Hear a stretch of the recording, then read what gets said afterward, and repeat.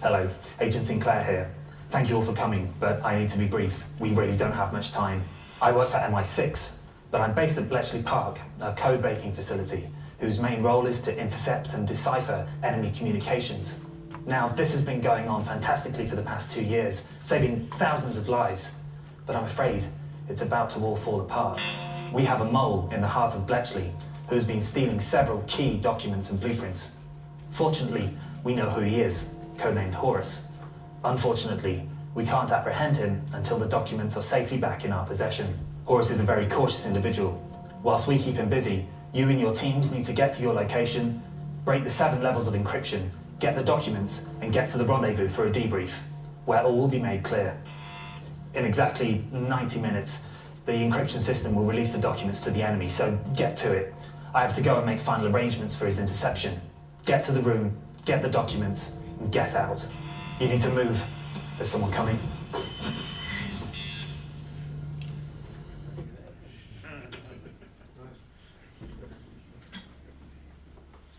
Okay.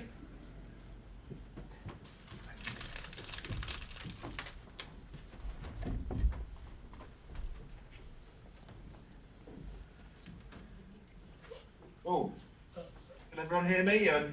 Ready to go? Yep. Okay, doke. If at any point you can't hear me or I drop out, just let me know. I'm currently in our cupboard, so this is really effy at its best, I think. So from the video, you kind of see what the team here were trying to achieve with Enigma, and it was about creating a different experience for staff CPD. I'm sure many of you in HE have experienced maybe some slightly dull CPD sessions that aren't very inspiring, but it was quick to put together. So Enigma was meant to be the opposite of that. It was meant to excite staff about using technology in teaching and learning, and embedded maths and English in teaching and learning as well. The whole Enigma setup is full of production value, and we'll kind of discuss what it's made up of as we go through this. So just checking you can all still hear me all right, and we're all still okay. Yeah. Oh, lovely. So this is us then, this is the team. We've lost Rachel to Nottingham Trent University. I'm sure you can pick out which one Rachel is on that lineup. But there we all are. We've got quite a multidiscipline team, which is really needed when you're creating an escape room style CPD session. You also need to be able to challenge each other's ideas, because there'll be some crazy ideas that start coming as you start to look into this as a plan. Now, when Enigma was first created, I wasn't actually at the college, so I've kind of walked in as Enigma's grown, which is quite interesting. It allows me to be a bit more critical as well of Enigma and look at how we could improve that experience for people as we go on. So let's have a look. I've shown you the video already, but this is an image here of the resources that we give to participants as they come into this escape room experience. It is an escape room style, but the idea is to try and, with this training, is to engage people. So we don't want them to always be thinking about leaving the room. So the way participants go through Enigma, they've got to decode 7 levels of encryption, like you saw in that video. Those 7 levels of encryption each have a different element of teaching and learning things we were trying to push as a college attached to them. So there's a lot of research and information using like Boolean operators in searches. You'll see from here there's lots of ciphers and those kind of things. So it's really to get people to think. So the experience was designed around learning. The learning wasn't designed around the experience. And that's really key for the success of these kind of these kind of projects. So in groups of 6, participants would come in and attempt to crack these 7 levels of encryption. They were given resources that are on here. Some resources didn't actually mean anything as part of the experience. We gave them a whole copy of the Official Secrets Act, and it didn't have any relevance to anything. But it's amazing when you watch people go through this experience that they would read the Official Secrets Act from top to bottom, thinking it could be relevant. So that was always quite a good laugh. So there's a whole variety of resources, and one of the things I'll discuss later is that we don't actually do much classroom resources anymore. Digital has kind of taken over a bit, and it's quite interesting to see how people react to paper resources. It's quite cool. So in those groups of 6 then, everyone's got a bell bin role. So you've probably all come across bell bin roles before. So we have people that are there to investigate resources, someone there to lead the group. So there's a variety of job roles that are needed for the success, kind of your group to be successful in cracking the code. I think Liz was going to get you some printed, a skills wheel, which shows during the experience, so there's 7 activities basically, and 100 skills were identified as being developed during those 7 exercises. 63 of those skills were unique. So there's kind of a real message here in that there are quite a lot of skills that we're putting into this experience, and some people, depending on their role, might develop a set of skills that someone in the group doesn't. So there's a lot of individualised learning as well taking place, and especially if you can custom make these experiences to your groups using your formative feedback, I think the sky's the limit at this point. Cool, so obviously we've used technology. I'm a learning technologist, so I've got to talk about a bit about technology. Technology is an enabler for the participants to get through those levels of encryption. Again, the skills we wanted people to develop came first, then we wrapped the tech around it, and those of you that have worked with learning technology will know you pick the tool to do the job, not the job that the tool best fits, if I'm kind of makes sense. So the technology we used was Erasma, which is the app you see there, where it's kind of an augmented reality app. No one had really used augmented reality in the college before that, and that was really, really cool to see. We did use Moodle as well, so we just used Moodle quizzes, and you had to do a Moodle quiz as a group. And that was really quite cool to people see, quite a basic system in Moodle being used quite well. The whole levels of encryption, we designed an articulate storyline that passwords, etc., are entered to, and that was the teacher in the room, was this articulate storyline that we called the console, and your participants are putting these in, and that would guide the learning, and that would take them through that path. Because with escape rooms, having a linear design is much better than a branch design, in that it's very easy to create that way.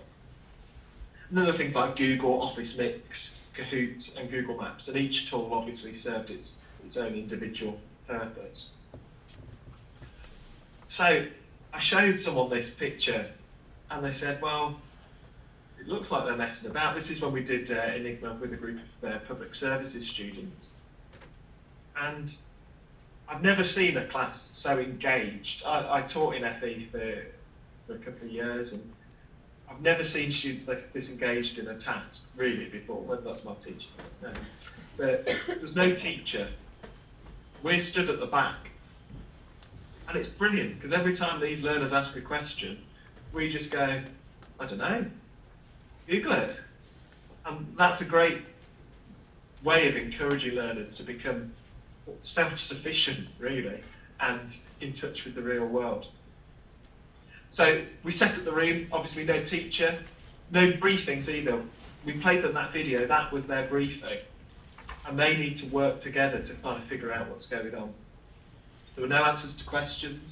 You didn't have to ask permission if you needed to go to the toilet.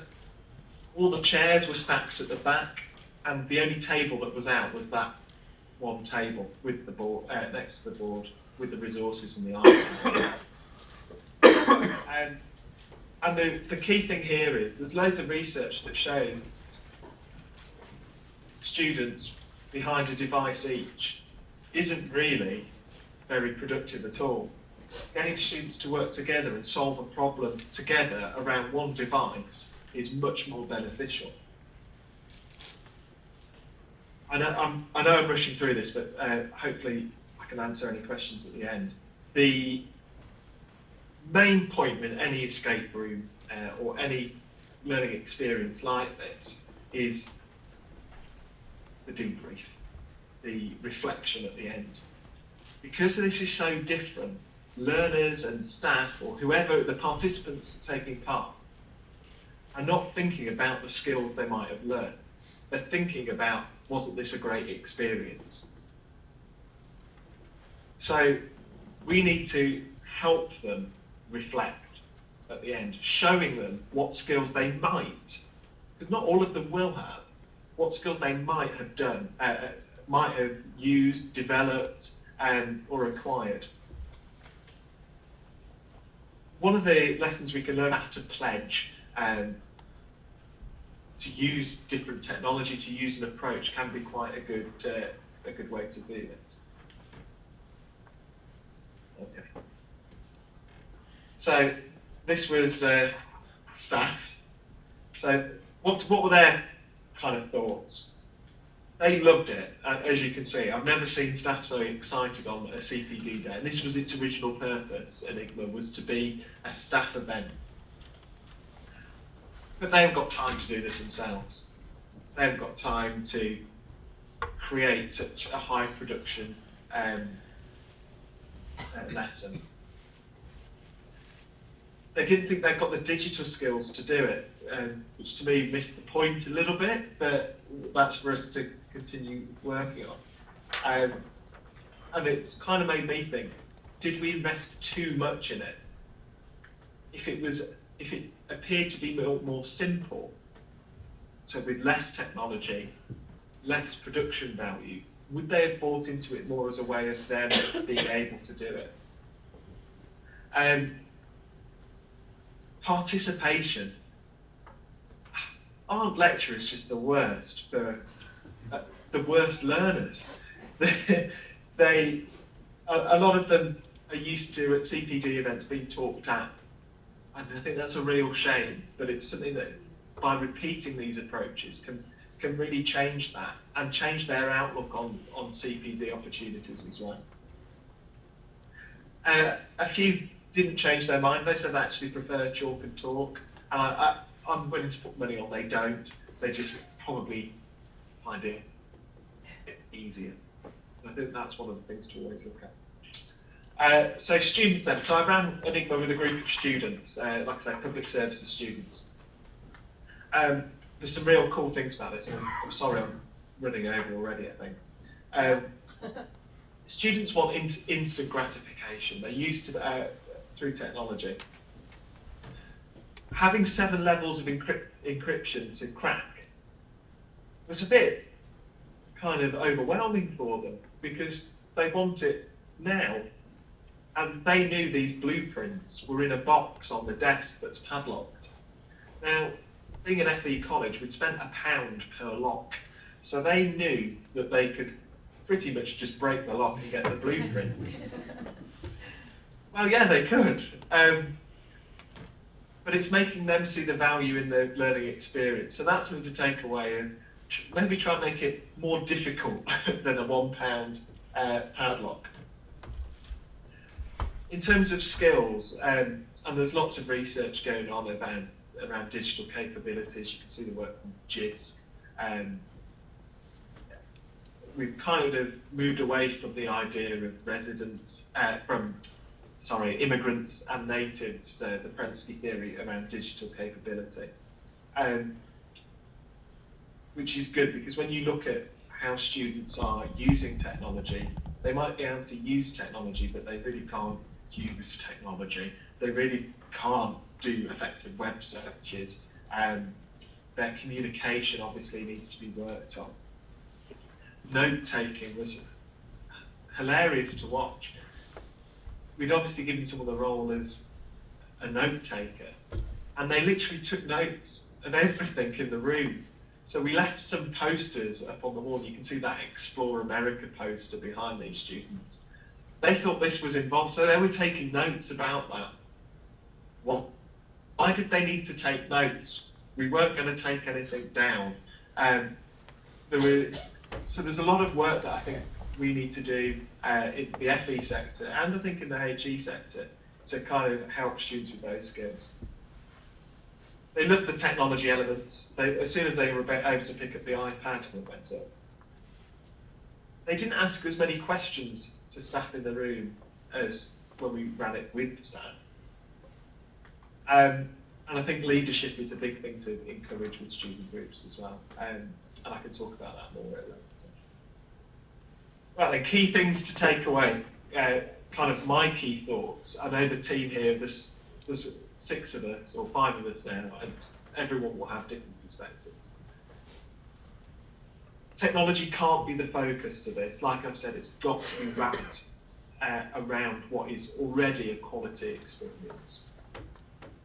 We need to look at the culture change, how we remove the teacher from the front of the room, not just in these kind of gamified escape room experiences, but day to day we're relying too much on this teacher at the front. To me, we've got to start this culture change of not having as many teacher-led learning experiences. Like I said before, it's a real shame that technology has started to replace some quite rich resources. For example, learners that one activity we get them to do is they've got to find out, they've got the definition and a number, and they've got to find out what word it is. So the obvious thing to do is look in the dictionary on the table, find the page number, look for the definition, what was the word, and you spell that out, it gives you the code. They were Googling what was the definition and the page number to try and find out the word. And yes, it might work, but it was sometimes quicker to use kind of analog technology. So it's a shame really that tech has replaced some of these and not maybe developing some of the skills that we did before technology kind of diffused so rapidly. Like I said, we're assuming learners have a lot of skills, and I think that's... And pledges. At the end of our staff element, and I'm trying to do this kind of for those that are going to work with students and those that are going to work with staff, you can ask staff to pledge to use something.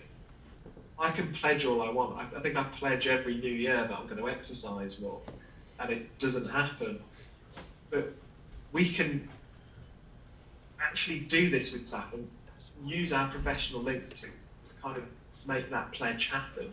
So one of the things we'll do when we start looking at our new experience, and we're going to start looking at kind of a new Enigma this week, is we want to get them to sign up to further training or